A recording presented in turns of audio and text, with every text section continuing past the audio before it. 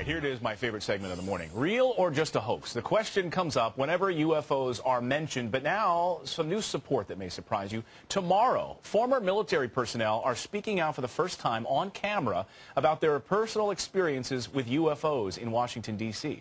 Investigative journalist Leslie Kean has been studying this for years. She's the author of the new book, UFOs, Generals, Pilots, and Government Officials Go on the Record. She's here to talk about it. Leslie, great to see you this morning. Great to see you, Clayton. So you spent 10 years working on this book. You have 5 different military generals that you've interviewed in this book. How did you manage to pull all this together? Well, I mean, as you said, I've spent a long time working on it. I've published lots of stories on it in mainstream media, and over the years I started to reach out to some of these very high-level contacts, which you said are generals and military people from around the world, government officials who have investigated this, and just made it a point to get the most official and the highest level data that I could about the subject. What I love about your book is you don't put any stories in the book that could be argued with.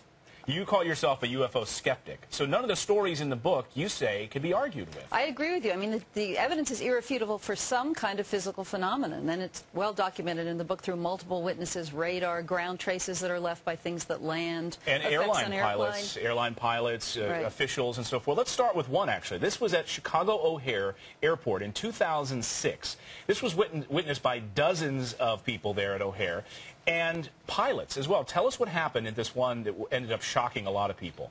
Absolutely. There was a disc that was hovering right over the United Airlines terminal. A round, metallic-looking disc that lots of people saw, as you said. It hovered there for maybe 5 minutes minimum and suddenly shot straight up through the clouds above it. There was a cloud bank above it and left this absolutely crisp hole in the clouds. People underneath could look up and see the blue through the cloud.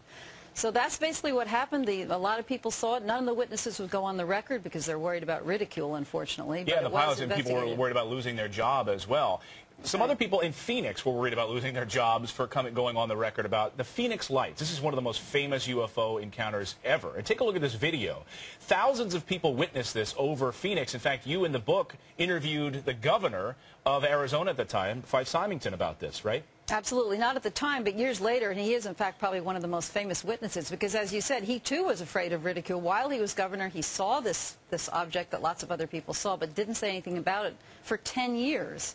10 years later, he decided that it was time to make amends to the people that he had withheld this information. It was very important to the people of Arizona that they know that he was one of the people that saw it as well. And he's featured in the book. Also in the book is McMinnville, Oregon. This one goes back to 1950, and I think this is fascinating. Way before Photoshop. Take a look at this photo. What are we seeing here? Yeah, this was taken like with a Brownie camera. A farmer and his wife were just out on the farm in the middle of nowhere. They saw this disc hovering overhead, ran in and got their camera, took 2 very, very incredible photographs that have been well documented and studied by laboratories for decades. Well, I would encourage everyone to pick up this book. If you're sitting there as a skeptic, read it from beginning to end and then make your decisions about it. Leslie Kean, the book is great. It's called UFOs. It is out now. Thanks so much. Thanks for having me, Clayton. You bet. Coming up.